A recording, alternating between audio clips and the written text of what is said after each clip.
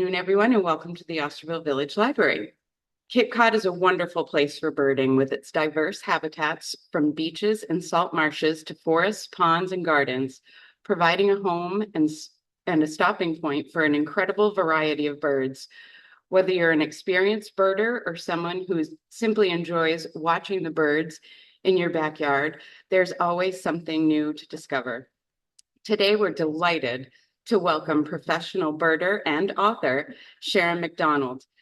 Sharon this morning gave her time, in addition to this talk, gave her time to the children's room where she shared a love of birding for the community reader program. If anyone is interested in becoming a community reader, that is reading books to children on Saturdays, please let me know. You can get my contact information at the circulation desk. Sharon will share her knowledge and enthusiasm for birds of Cape Cod.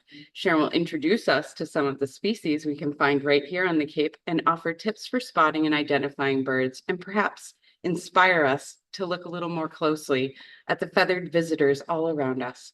So grab your binoculars, at least metaphorically, and get ready to discover the wonderful world of birding on Cape Cod.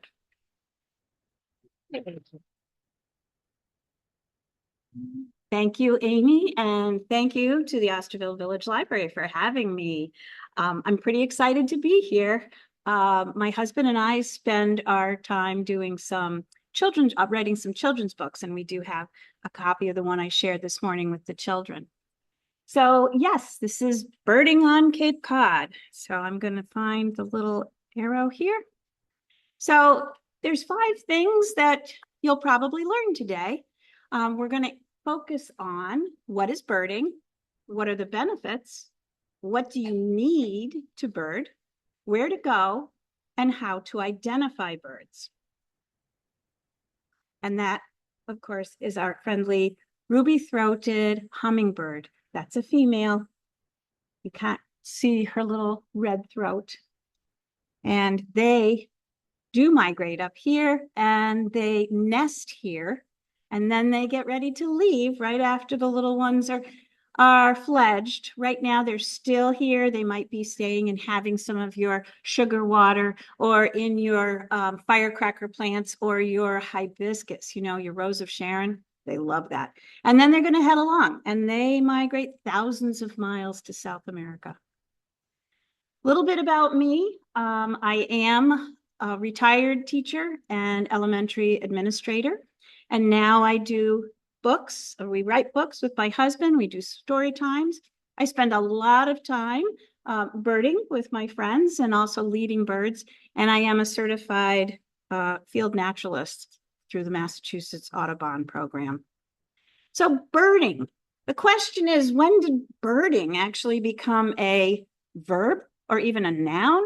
It's something that's evolved. Used to be, I'm a bird watcher. Now you say, I'm a birder. What is that? Well, birding is the act of appreciating and observing birds. So if you've looked out your window, you're a birder. That's easy. 37% of Americans actually bird either from their home or local spots or travel. That is a picture of my husband. I am taking the picture. He's in the background. We went to Arizona. So some of us birders get so excited we have to go places to see birds too. The benefits of birding. Now you've probably heard there's a big increase in birding these days. That's because we all want to be lifelong learners. And learning about birds is something that can feed your brain until the day you pass. You will be learning about field marks or songs or habitat or behaviors. It also is good for spending time outdoors and getting some exercise. You make connections with nature every time you step outside. And social bonding. Some of my best friends now are birders, and we text each other and say, did you know there was a such and such down the street? And off we all go. So it's a great activity. Now, what do you need? Some people think, oh, I'm going to spend so much money. You see pictures of birders like that last picture with a big giant scope or a big camera. All you need are binoculars a guidebook, and your curiosity. And then let's go birding. You stop, you look, you listen, and then you do it all over again. These are 4 birds you're going to see everywhere on the Cape. You can see up in the top left, we've got an American goldfinch. The interesting thing about goldfinches is that they're late nesters, late breeders. Everybody else was busy in May and June making nests and breeding. Not these guys. They just started breeding in July. Some are even having some broods now. And you're like, why is that? Well, because goldfinches only eat seeds, and the seeds are available now. So goldfinches are busy doing their thing now because that's what they eat. Then you've got our friendly little blue jays. Did you know that a group of blue jays is called a party? If you had a bunch in your backyard eating acorns, that's a party of blue jays. And the northern red cardinal. Now you probably see them all the time. But 30 years ago, you didn't see cardinals here on the Cape. They have started coming up as it got warmer. So climate change affects who's here. So it was very infrequent to have a cardinal in your backyard. Now you can have a whole family. And of course, you all, if you live here on the Cape, you recognize this guy, Mr. Turkey. Sometimes you can have as many as 17 go through your yard, right? And they stop traffic and they don't care. But they have had such a resurgence because we take such good care of our birds. And when you go birding, you have to know where to go. The habitat defines what birds you're going to see. And just as Amy said, you know, the Cape is this wonderful glacial moraine with glacial outwash, which is your beaches, and the birds stop here and they nest, or they stop here on the way through from the boreal forests of Canada to South America. And everybody seems to come by at some point. So if you live on the Cape, you're going to see a lot of birds. I've been living on the Cape for 6 years. My life list of birds that I've seen in Barnstable County, which is most of the Cape, right? Except the islands. My life list is up to 325 species. So everybody comes through here. On the top left is a northern shoveler. This photograph was taken, I took these photographs, and this one was taken at Cold Brook in Harwich, which is a great place to go birding. The northern shoveler, called that, is because his bill is actually wide like this. And so he scoops in the water like a shovel. The one across on the top right, that's a surf scoter. You go down to the Cape Cod Canal in the winter, these guys are there, and they're only there in the winter. And then you see in the bottom right, you know what that is, right? You know that's a mallard. That's a male mallard. And then our lovely piping plovers.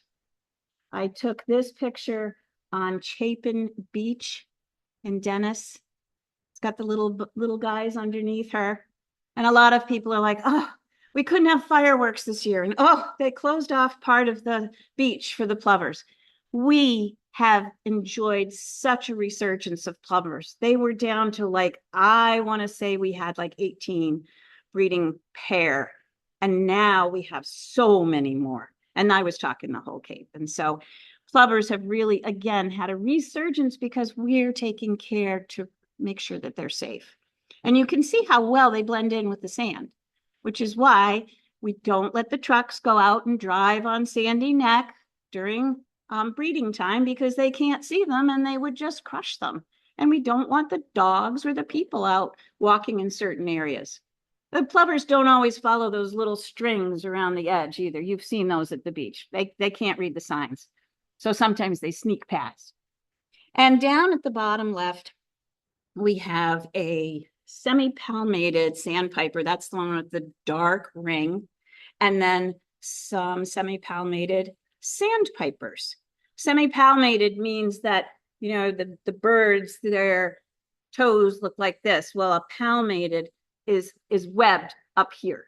So when you say palmated, it's about the webbing between those little toes. Cape Cod beaches are a great place to see birds of all species. If you are here in the winter, the birds on the left are brants, and brants are very common. They are geese. They are much smaller than Canada geese. And I just think they're so, I don't know, they're so sophisticated looking. They look like they're all dressed up. And of course, on the right, we have an American oyster catchers. This picture was taken right off the edge of Dowse's Beach. So you know where the fishing platform is, right across. There's a nice spit there, and of course, Long Beach, and they're nesting. They nest there. So these two guys, yes, they're both males. They were here nesting, and what a fun little place to watch them. That you want to watch birds, go down to Dowse's Beach any time of the year. Just look over there. It's great. The one on the left is a ruddy turnstone, named appropriately because it puts its bill down and it flips the stones over and it eats what's ever hiding underneath. And you won't see what it is. They're little tiny worms and little tiny bugs, and he's constantly flipping them. So a turnstone, you know, not all birds are named correctly, but ruddy turnstone, I like him. It's kind of like a calico cat dressed up as a bird. And on the right, those are sanderlings, and they are here all year. This is their breeding plumage.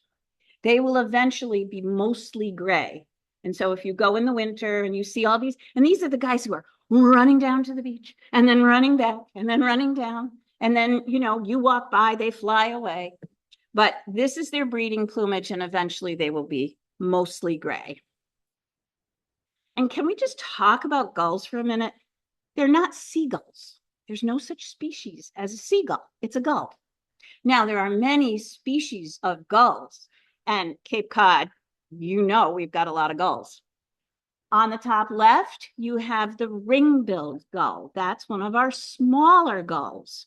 And you can see the black ring around its bill. On the top right, those are herring gulls. And I think we have more herring gulls than we do ring-billed, but they often hang out together. Herring gulls are the ones that will definitely go after your sandwich on the beach. They're named herring gulls because they also like herring. In the middle, we have the laughing gulls. That laughing gull is in his full breeding plumage. By the time he leaves, and he won't stay, the other two gulls, they'll be here all winter. But the laughing gull, by the time he leaves here in probably October-ish, his hood, his head will be white with just a little bit of black. You know, again, looking very, very debonair. Always can tell by the red bill and the red legs. On the bottom right is the biggest gull in North America. It is the great black-backed gull. And that guy is a predator. He will go into piping plover nests. He will eat the eggs. He will eat the young of the other gulls. He will eat anything he can, and he's pretty wild about it. This other guy, I had to include him. He was at the canal. I think I took that picture 2 years ago. That is a black-headed gull in its winter plumage. You can see he has something that my friends nicknamed earmuffs. So we went and saw him a lot. Earmuffs was very tame. He hung out. He liked trash, like all the gulls do. You can devote an entire lifetime to trying to ID gulls. In fact, I have bought a book called All About Gulls, and it's about that big. Here you see one of the reasons why it's hard to ID gulls. The one that's closest to us is a ring-billed gull. It's not a fully mature ring-billed because you can see he's got a little gray around his eyes and head. The one in the background is an immature black-backed gull. And you can see that the colors aren't as strong as the mature one that I just showed you. And there's earmuffs. I had to keep that picture because I just thought it was so cute. They all get along until there's food or French fries. You can find many species of ducks in our ponds. You know that Cape Cod has 365 ponds. There's one for every day of the year. You could go to a different pond every day. Some of them are left over from the glaciers. Some of them are just depressions. There's a variety of, some are even left over from cranberry bogs. So on your left, you see immature northern shovelers.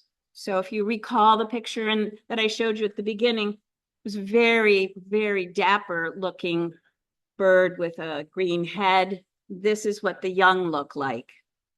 And on the right, we have a pintail, this one right here. And then we have a nice mallard couple. All of these pictures were taken in the spring, and they were taken at, if you go down 28 on your way to Mashpee, you come to the intersection of 28 and 149. There is a lovely little mill pond there. You can see so many different ducks there in the winter. It is just such a great birding place. So just be sure to park your car. Don't try to drive and bird like I do. It's like, oh my God, I have to stop for a bird. Just drive, park, get out of the car. Even a large puddle attracts birds.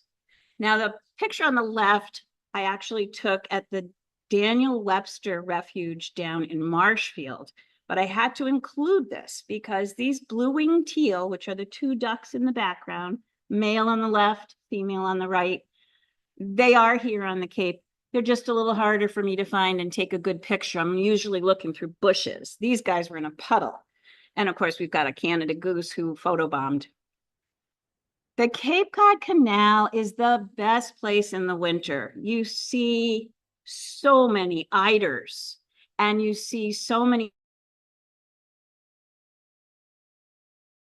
Oh, we have the black scoter and we have a white-winged scoter. And then we have all kinds of loons and we have all kinds of mergansers, and just spend some time at that canal. It is a wonderful place to see birds. This little guy is an immature king eider. It's like, that's the one everybody wants to see, is the king eider. And this little guy was here this past winter. Had to include these. Crazy hair days, we have all had them. But when ducks have crazy hair days, there's for a reason. In the left, you see some snowy egrets, and that is up at the Herring Brook and, the Stony Brook, the Stony Brook gristmill in Harwich. And they are so excited because the herring were running, and you can see various stages of hair. The guy in the middle, that's all about territory. These are my herring. Don't you come close to me. And then on the right, you have a common merganser. This was taken in the spring, and his hair or feathers being up is saying to all the females, I'm the guy you want. I'm the one. So you've got different kinds of feather reactions. A green heron. This was taken at Long Pasture Audubon Sanctuary in Comaquid, where I am a trail guide. And this guy had a nest. There's a little one in the front. You can see there were more there. And again, his crazy hair is about territory. My babies, my log, stay away. Another place you can go are salt marshes and wetlands, and we have lots of those here on the Cape, as you know. You probably recognize the guy on the left. Red-winged blackbird. And they come in here in April, noisy, loud, having themselves a great time. They're in a big hurry. They want to mate. They want to have their nests. They want to have babies. But if you go into a salt marsh now, you're going to hear one or two. Because guess what? They've already started their migration south. They're not nearly as busy as they were Their babies have fledged. They've headed along. On the bottom left, that is a yellow-crowned night heron. They love the mud along the side of the salt marshes and the ponds and the wetlands, and they are looking for crabs, snails. They'll eat periwinkles. And the little guy on the right, that is, we used to call them just whimbrels, but you know, the birding world is always trying to change names. Now it's a Hudsonian whimbrel. Love that long decurved bill, which helps him forage in the sand and come up with, that's a little periwinkle that he's got in his mouth. And they love those, and they will stay until they fill up, and then they will head south. Some more friends from the salt marshes. On the left, you've probably seen these standing still in the water. They don't want to move until all of a sudden they dart down and they stab a fish or a frog with that lovely bill, and then they'll eat it and swallow it whole. That is a great blue heron. Up in the top right, you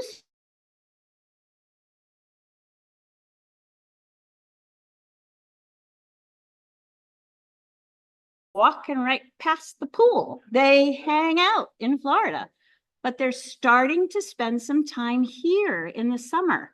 And so we're seeing more and more of these little blue herons who are hanging here, but they're all going to be gone soon.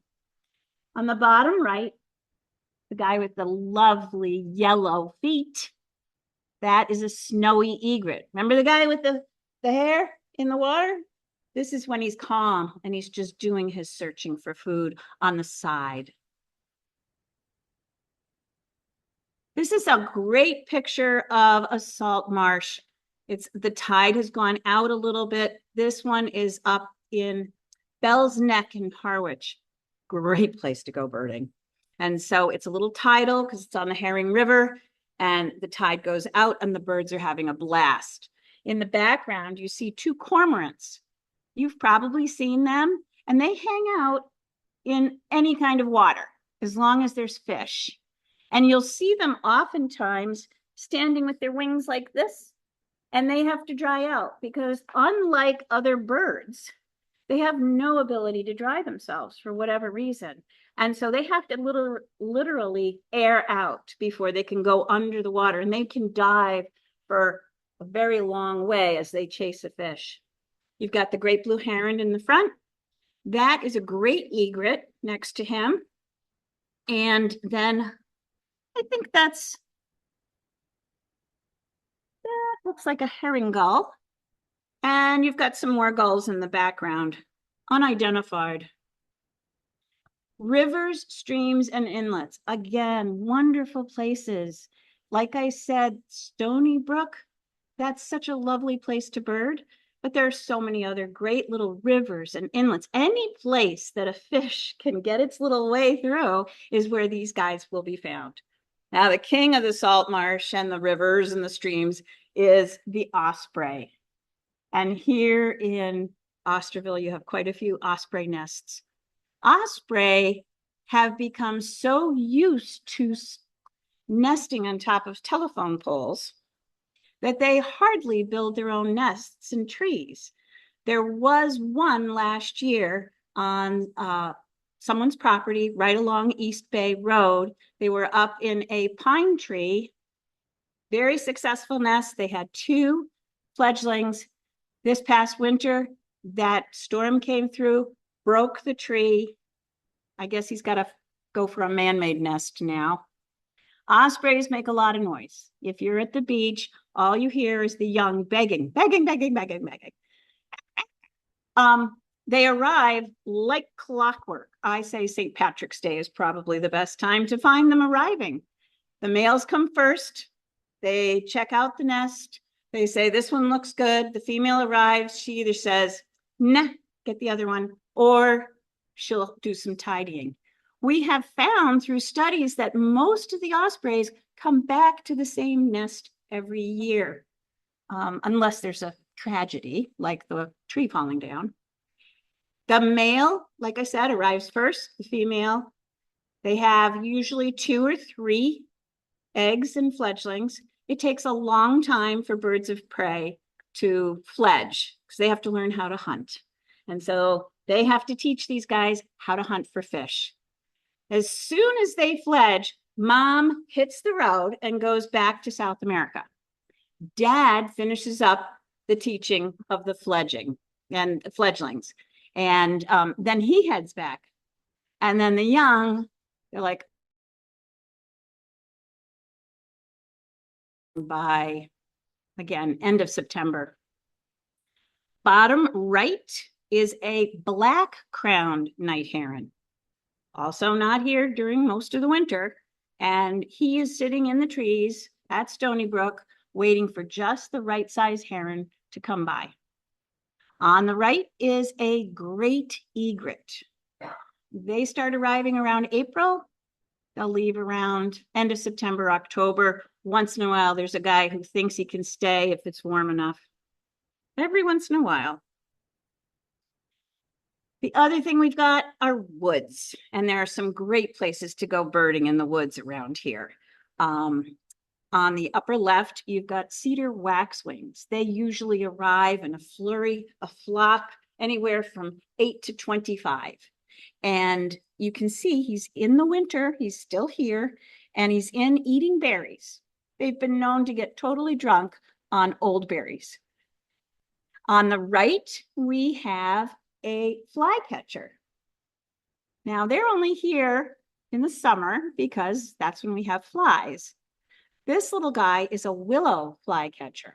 This photo was taken up at Fort Hill in Eastham, and they're just wonderful. Fast.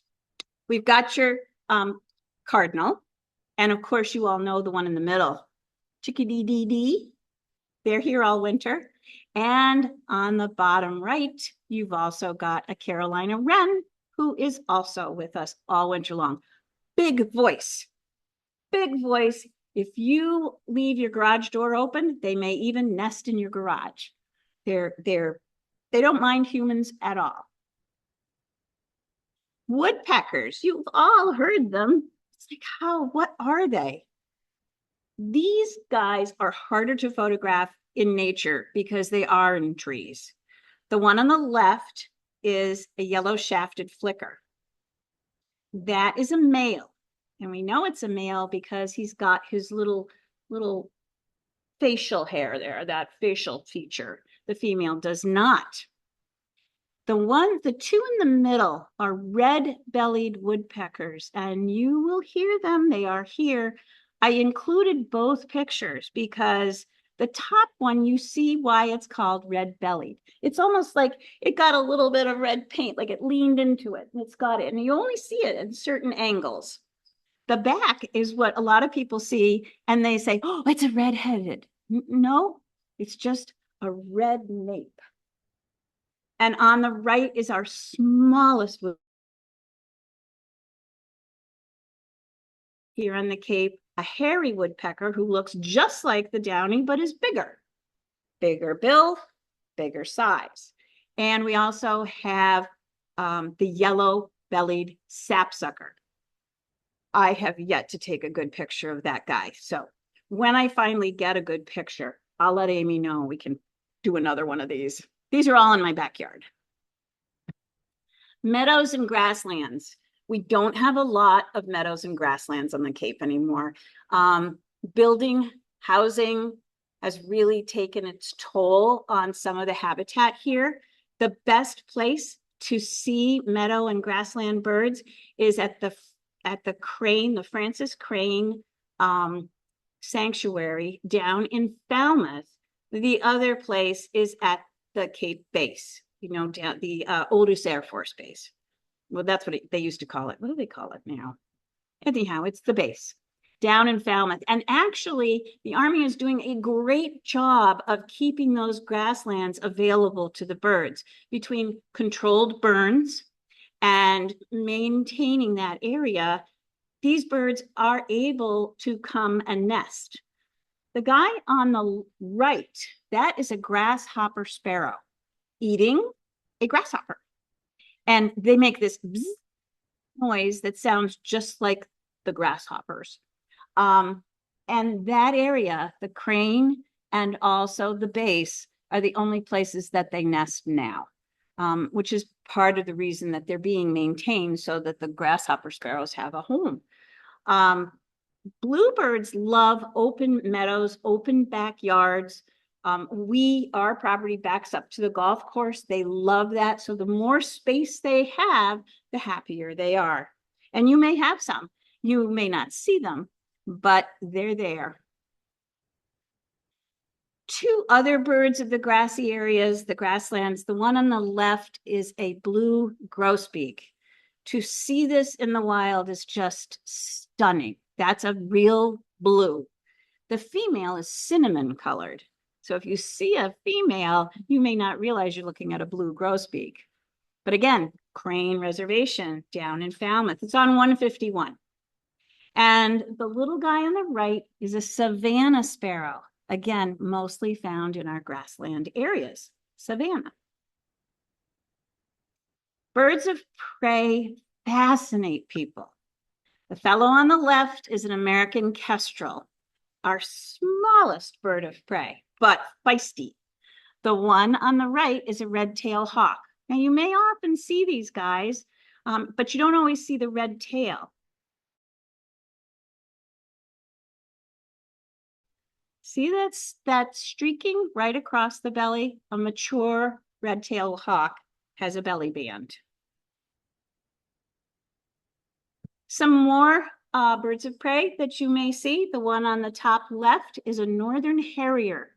They love hunting in the dunes. There is some dune area. Again, Dowses Beach has a wonderful northern harrier. They actually have a male and a female, so I think they may have bred there. The male is all gray, and they call him the gray ghost. Harder to photograph, harder to see. This is a female, you know, because you see the white on the butt. See the white just by the tail area? They are amazing. They've almost looked like an owl, and they've got the same discs around their ears that owls have. Helps them hear. Our favorite osprey, bird of prey, he only eats fish, but I had to include him. The center is a immature Cooper's hawk. I just thought that was such a great pose he had, but I want to show you the difference between the immature, which is in the middle, and the mature, which is in the top right. See how it gets sort of that rust color about it? And then the guy on the bottom, our fastest bird, that is a peregrine falcon. That picture was taken out on Monomoy. And I have to just say, when you see an eagle in the wild, it is an experience. I was literally walking under this tree and I heard a noise and I looked up and saw him land. This was at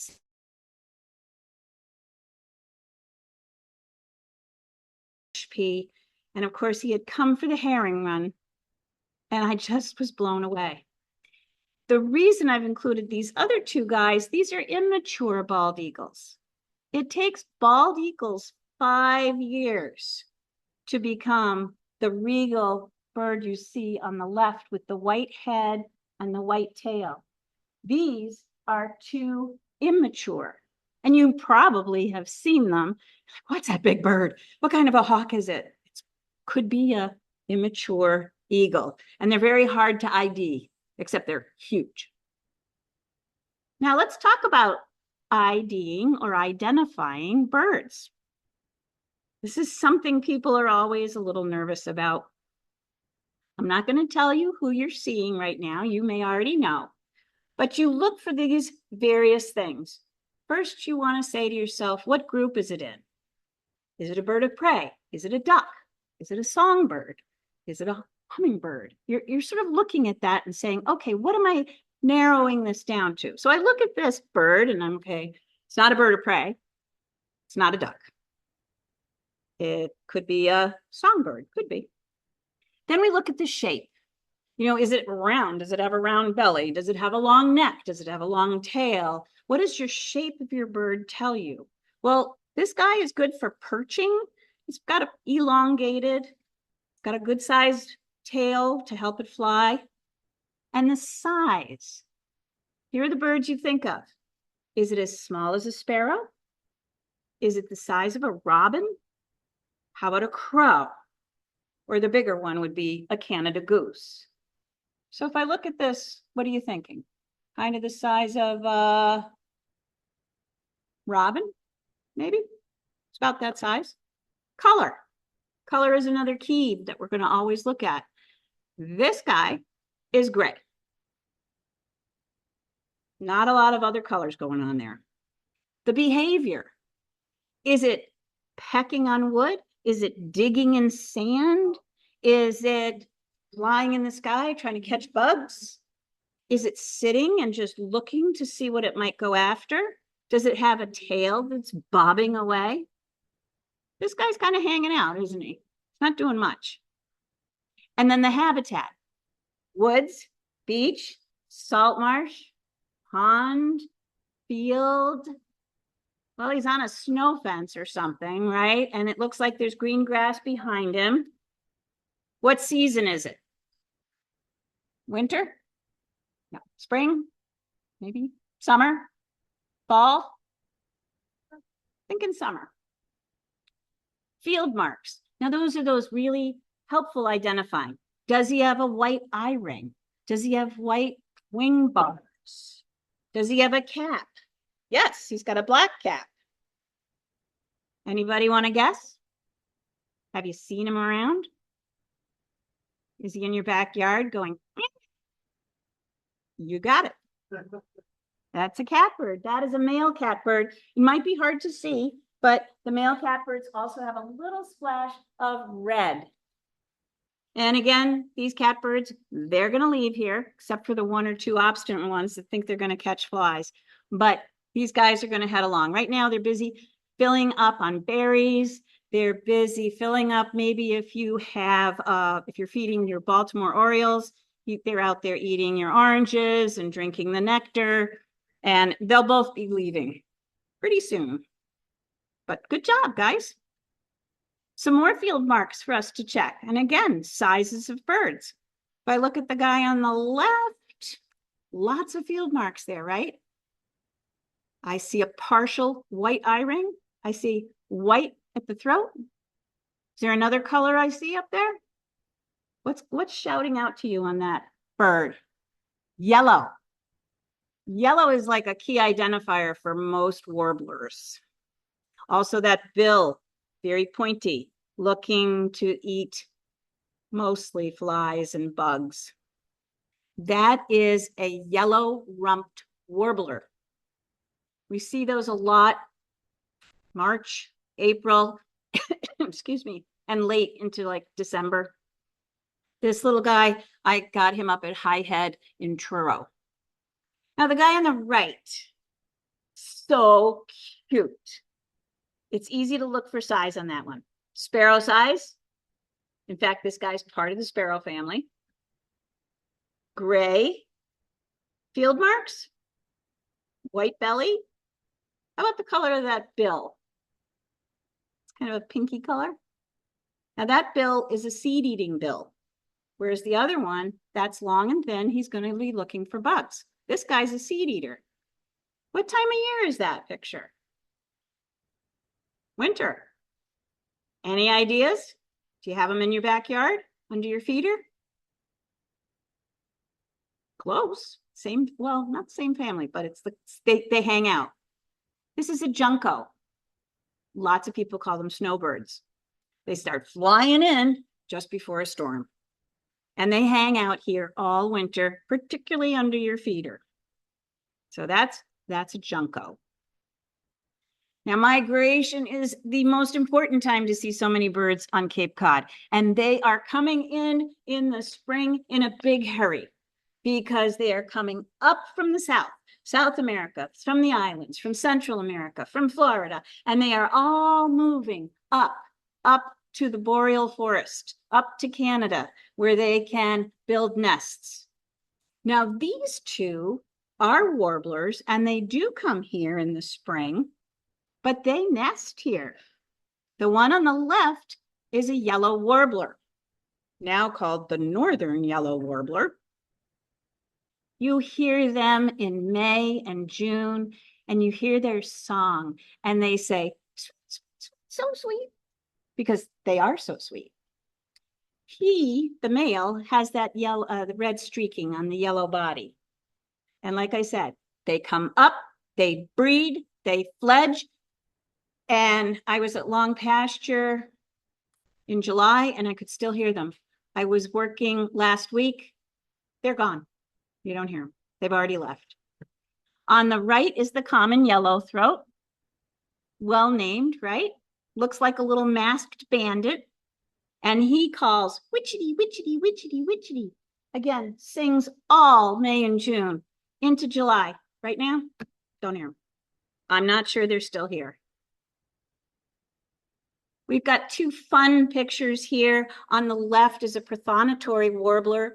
I got this in Sandwich, and the prothonotary warbler only stops over. He's just coming. If you're lucky enough, you might see one. They don't stick around. And the one on the right is a northern parula. Some people say parula. It's got that blue. You see that partial eye ring. And that's like the best picture I can get of him, because they're always in the trees and you're trying to get a picture, and they don't care whether you get their picture or not. So that's the best one. You can see what it's busy doing. It's going to be feeding on the nectar in the pussy willows. And they don't really hang around. This was taken up at Beach Forest in Provincetown, a great place to go birding in the spring. And that spring birding for migration is literally the month of May. That's it. That's it. You go in June, these guys are gone. Two more migratory birds. The one on the left is a palm warbler. Beautiful bird. Again, you can see those field marks. You say, oh, it's a warbler. I know, it's yellow. It's got streaking, and it's got a little chestnut colored cap. So you would open up your field guide, thumb through warblers, look for that cap palm warbler. Again, not hanging here, just kept moving. Do you know what the one on the right is? You may have seen them. That is a tree swallow. Tree swallows come up here.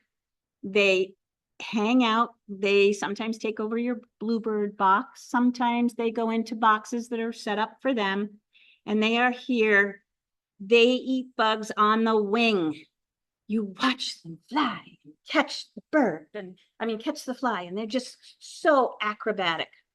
Right now, you want to go to a dune and hang out around dusk, and they are all coming in by the hundreds. And when they get ready to leave, they all go together. They probably will have two broods here because they arrive early, they breed right away, and then they do another. And then they're gone. This is a fall migration picture. And I just have to show you kind of like the scene. So fall migration on the Cape starts in July. End of July, like some of the warblers I told you, they've already left. Our shorebirds are migrating right now, and they are moving. You go to a beach, this is full. This is Chapin Beach in Dennis, and it is a mixed flock of semi-palmated plovers, a cousin to your piping plover, and semi-palmated sandpipers. I did the International Shorebird Survey last Saturday. Seriously, we were counting 500 at a time, and they fly in and they are eating and they're in a hurry, and then they are going south. So they have all been up north. We didn't see any semi-palmated anything until about a week ago. They've all been up north having their babies, living their life, and now they are going. So how do I start? I want to be a birder, but I don't know what to do. Get some binoculars, Mine are not expensive. I bought them on Amazon and they're doing the best they can. Look out your window. These two bluebirds are hamming it up out my window. I feed them mealworms in the winter. They love it. And they are here all winter. Or you can go for a walk. Have some good walking shoes, long pants to prevent the ticks and bugs, and appropriate weather gear. I bird all year long. People say there's no bad weather, there's just bad clothes. So you just have to layer it up, wear the right foot gear, and go on out there. You can also find a sponsored walk and join them. I had to include this really fun great egret. That was a guy who hung out at Seagull Beach in Yarmouth all winter long. So I had to take his picture. He's like, "What, you looking at me?" Some sponsored walks. A lot of people say, "Where do I go? How do I know?" Well, I would say to you, Cape Cod Bird Club. It's online. We give free walks. I am leading a walk on Monday at Long Pasture. It's free. And we just walk, talk, listen, look. Sometimes we ID them. You can also go through Mass Audubon, both Long Pasture and Wellfleet Bay, real gems here on the Cape, and they offer spot or guided walks.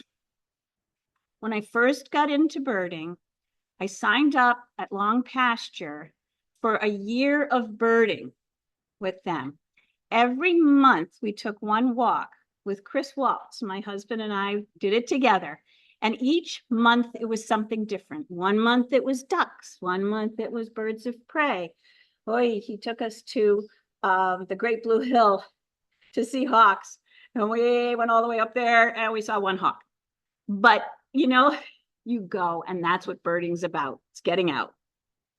Now, town conservation trusts. We are so lucky here in the Cape. There are so many town conservation trusts who are protecting the land, buying up the land, making it so that not every town loses every acre to housing or industry. Harwich Conservation Trust, primo. They have really done a great job and they run great walks. Dennis Land Trust, again, great walks. Chatham Conservation Foundation, the Barnstable Land Trust, Provincetown Conservation Trust, another great place. The 300 Committee in Falmouth, they run some great walks. And you may say, "Oh, I don't want to go all the way to Falmouth." Well, in the winter, it's not that far and you don't have to deal with the traffic. Friends of Monomoy, they will take you on some really wonderful sponsored walks in the Chatham Monomoy area. No, they don't make you get on the boat and go out to Monomoy. They take you along the seashore. Anybody know who's looking at you here? This little guy? He used to be called a rufous-sided towhee. He now is called an eastern towhee. He's the guy who's in the woods going, "Drink your tea, drink your tea." You might have heard it. Doesn't sound, I don't do it justice. Sometimes birding feels like, "Where's Waldo?" Now, these are ducks that spend the winter here. And there they are, crowded into the only clear patch in the water. Everything else is ice. And I'm just going to say, you can believe me, these are widgeons. And deep inside the widgeon group, you have this guy. See that red head? That is a Eurasian widgeon. So he got caught up with the widgeons and he said, "Okay, I'll go to New England too." I don't know how he got mixed in there, but that's at the Shawnee Pond in Sandwich, you know, behind the grist mill. That is a black-bellied plover, much bigger than your piping plovers. Very, very distinguished looking. He is losing the black even as we speak. That is his breeding plumage. He's already starting to gray out and get speckled. And I just wanted to share a few things with you. Birding used to be, you take your piece of paper, your notebook, and write stuff down, and you'd look it up in your guide. Well, technology has advanced, and there are some other apps that you can put on your phone if you're interested.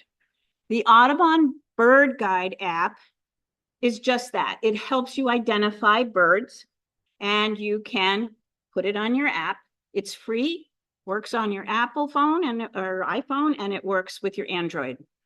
Sibley Birds, second edition is $19.99, and it also works with iOS and Android. Sibley Birds is also an identifier, and it basically mimics this. This is my guidebook. I just love it to pieces, but I'd rather go home and ID them and look at them here than on an app.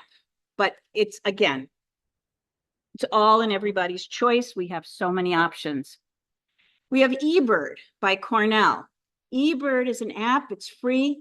You put it on your phone, and that's how you can maintain your checklist. So if I were to go birding, I would start my eBird.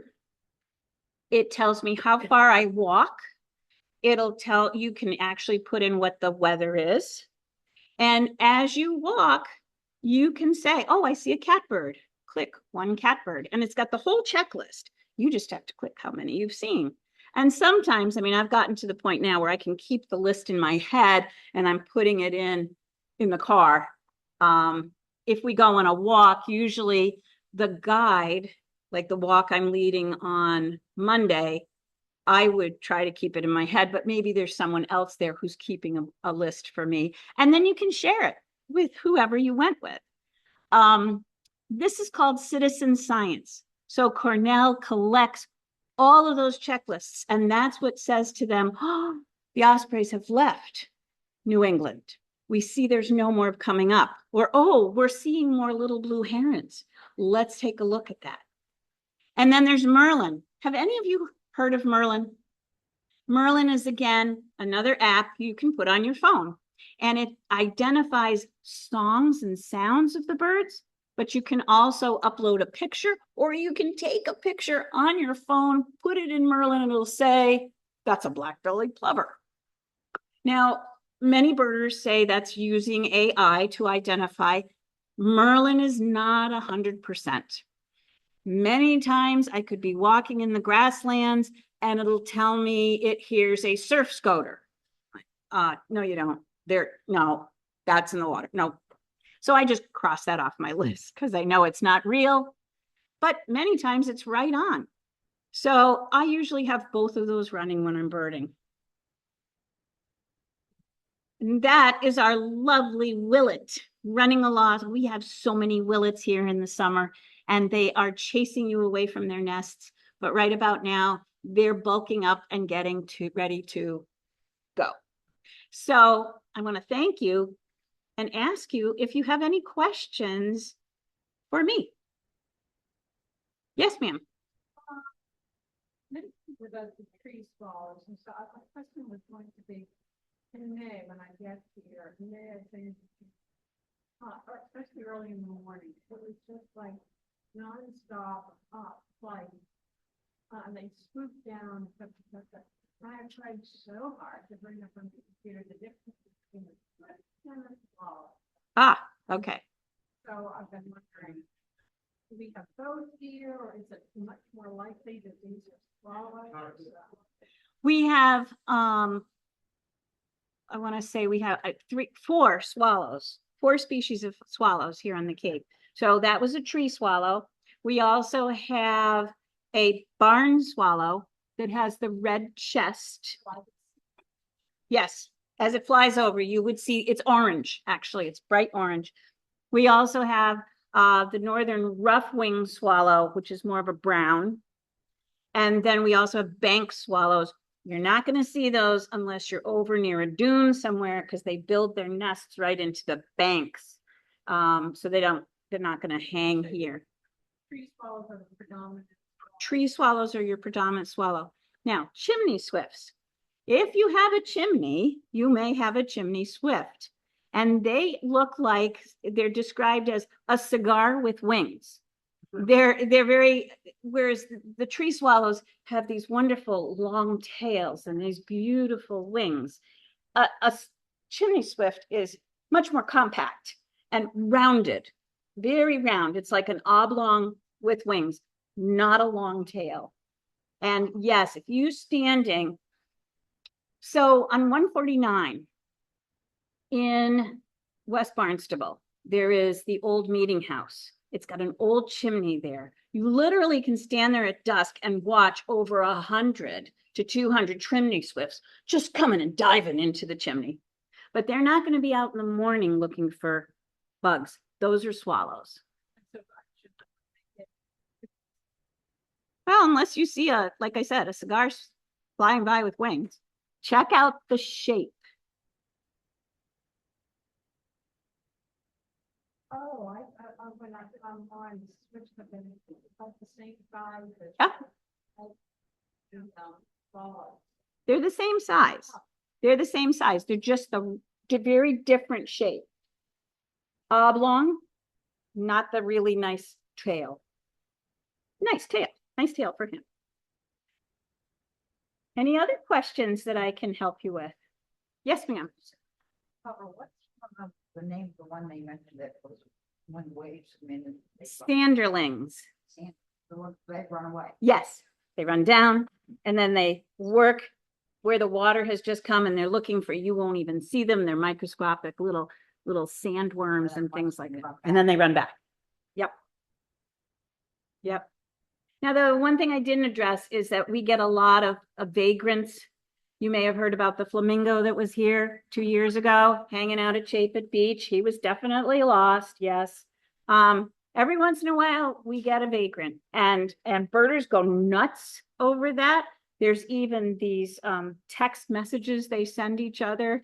Did you know there was a tricolored heron over at the Harwish Marshes? And every birder you know is over there probably today because it's been seen for 2 days taking pictures of the tricolored heron because that's really rare here. So we do get a lot of vagrants. Sometimes it makes it into the paper. If you've ever heard Mark Faraday's Bird Talk, he'll address them. I think it's on, you can hear him on WCAI. And he's a riot. He's the director of science at the Wellfleet Audubon Sanctuary. Any other questions? Yes. Yes. Occasionally a rufous-sided hummingbird has been seen. Last year there was one in Orleans. Very rare. Yeah, ruby throats, that's all we get. So yes. I'm very new to this. Yep. I have a hummingbird feeder and I have a hummingbird and there are two. Yes. So I've seen one out in the flowers, one in the feeder, and then they get more. Oh yes, they're very territorial. But I must have missed, I think I find rufous. I mean, unless I have one of the rare sightings. It's the first time, I pulled out got the old field guide. Yep. And you said it's hard to see the ruby throat. So the female does not have the ruby throat. Okay. And the male, sometimes he's just got a little spot of red here and he doesn't flash the red unless he's in a territorial dispute or unless he's courting. So sometimes you can't see that ruby throat. Sometimes it's very much prevalent and you can see it. The rufous-sided will not have any color here at all, rufous-sided, and it'll have that rufous color here. Okay, along the body. Along like his side. Yeah. If you've got one, that's pretty exciting. It is. The trouble is, I'm hanging it where they say don't hang it in direct sunlight. Yeah. Yeah. So I never have a chance to. I mean, I swear to God, every time I pick up my phone to take a picture, it's I'm out of here. Mm-hmm. But I'll try to see if I can really figure that out. Absolutely. We are so fortunate on the Cape that we have a couple of people who do bird banding. They actually catch the birds in mist nets, and then they take them and they put a little band on them. And Sue Finnegan is one of our well-renowned bird banders. And if you've got a Rufus-sided, she will want to come over and band it because it's so important to know where these guys are and how did they get here. So it's pretty exciting if you have one. We had a Western tanager, again, a bird that is supposed to be on the other side of the Rockies. He's supposed to be in Arizona and California. But we have one every year that shows up. It's not the same bird, but boy, do we go running for it, right? I drag my husband. He has a lot of fun. Yeah. So thank you again. I also want to share with you that Bruce and I wrote a children's book about our cat, and the cat chases a blue jay up a tree. So there's facts about blue jays in there if you're interested, or if you have grandchildren who may be interested. If you want to take a look at my guidebooks, these are the guidebooks that I would say are the best. I love Sibley, but there's also Peterson. Peter Trull, who lives here on the Cape, is a very famous birder, and he has written this book, which is all about an illustrated guide to birds on the Cape. Great book. I'm just gonna back up because I'm supposed to be back here for my report. This is Birding on Cape Cod. This book was written probably in the 90s, and it is true to today. If you want to go birding, this book has every place you can go and how to get there and what you will see.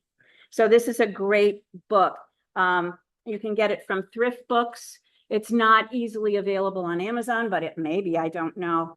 I've had it for a while. This is a great book. And this is just a guide to nature. Again, some interesting information for you. So with that, yes, ma'am.